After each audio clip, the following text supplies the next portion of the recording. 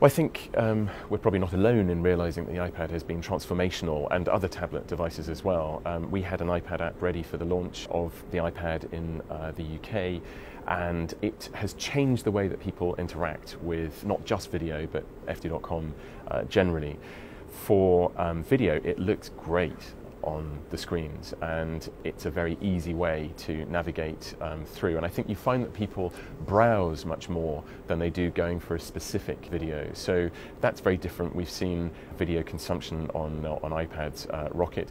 The FT has been very successful with its iPad app. We've got over 430,000 downloads of the app. That's driving about 10% of our online subscriptions, so there is a definite cache that's following this as well.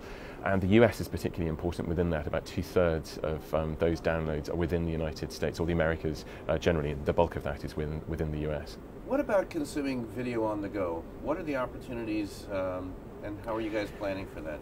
Well, it's something that's becoming more and more possible.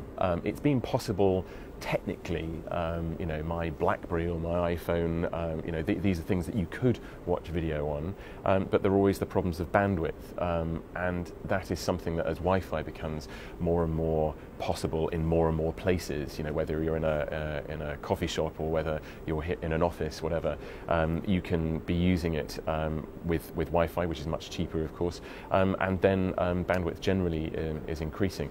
It's going to become a bone of contention in the bandwidth that it eats up. Video is very hungry for that, but it's something that we're looking at. We have a dedicated team in our headquarters developing ways of consuming video in various mobile devices, looking at all sorts. Where do you think the opportunity is editorially and business-wise for online video journalism looking forward? I think there are huge opportunities. It is an area that is growing in demand. Our audiences are growing all the time, and we are creating the supply. We're investing in not just the infrastructure, for example the studio in London that I talked about already, but we're investing in people as well. We've just hired staff here in the United States. We're going to be hiring more staff in Hong Kong. That's our Asia hub, and we are developing a global output, and in terms of how it's going to go, I do believe that there is convergence, that at the moment we're developing online video, but that will become more and more similar to TV, and you'll be consuming video that is produced either by TV stations or by operations like ours, probably on the same devices more and more.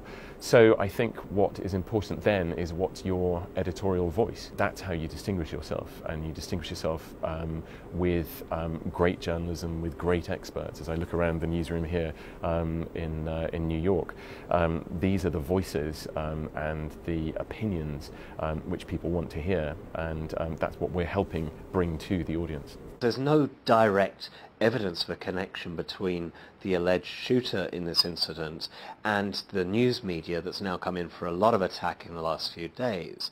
Now, at the same time, these